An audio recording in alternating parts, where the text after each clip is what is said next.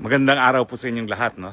Napag-alaman ko po na ako po daw ay na-issuehan na ng warrant of arrest para dun sa non-bailable human trafficking.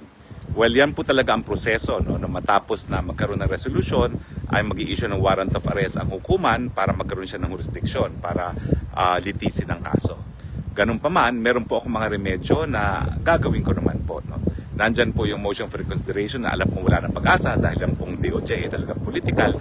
Pero bago po tayo makapunta sa hukuman, kinakailangan talaga mag-file ng ganyang motion for reconsideration.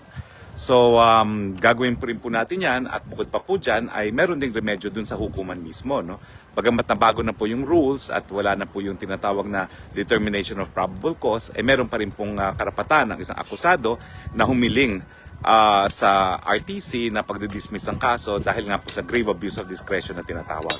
Naniniwala po ako na mayroong grave abuse of discretion dahil wala po talagang kahit anong ebidensya na nagpapakita na ako yung nag-recruit at ang pamamaraan ay sa paggamit ng dahas at para pagsamantalahan yung gawain ng tao. No? At wala rin kahit anong ebidensya na nagpapakita na ako po yung nakipagsabuatan sa aking kliyente. No? Ang aking tanging aksyon na naging basihan ng pagsampa ng kaso sa akin ay yung pag-follow up ko daw doon sa lisensya ng Lucky South 99 na request sa akin ng aking kliyente na si Cassandra Ong.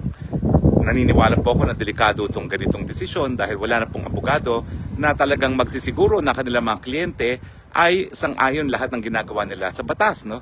Dahil lang ating pagpa-follow up lang naman po ay para masigurado nga po na legal ang operasyon ng umuupa doon sa pag-aari ng aking kliyente na si Whirlwind Corporation. Dahil kung yan po ay illegal, pati po yung aking kliyente ay madadawit nga sa mga illegal na gawain. Hindi po yan kriminal, gawaing abogado po yan.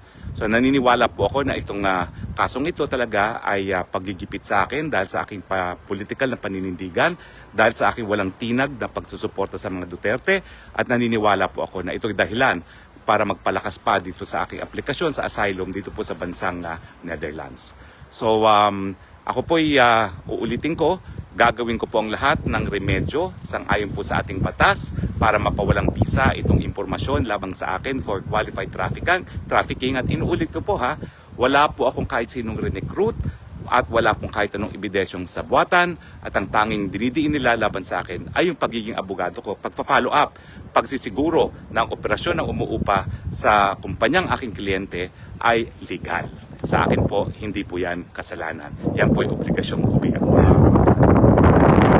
yan na ginawa ng isang abogado para kay ka pa magkakaroon ng abogado. Ang gusto mo nga is kukuha ka ng abogado para legal ang lahat ng mga hakbang na gagawin ng mga kliyente.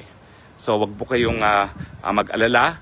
Napakadami pa pong remedyo na ating gagawin at samantala po ay talaga naman pong habang nakapinpin ang aking petition for asylum hindi po sila magtatagumpay na ako po ay i-extradite pabalik ng Pilipinas dahil sa ayon po dun sa tinatawag na right to non-refoulement sa ilalim ng international law, hindi po ako po pwedeng ma-deport back sa Pilipinas hanggang hindi matapos yung desisyon ng bansang Netherlands kung ako nga po ay bibigyan ng asylum o hindi.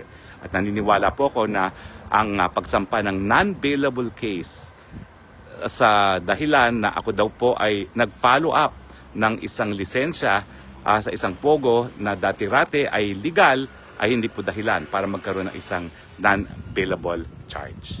So maraming salamat po sa inyong patuloy na suporta at makakaasa po kayo, wala po tayong tinatakasan, pati po yung pagsampa ng ating asylum, sang-ayon po yan sa karapatang pantao. Maraming salamat po.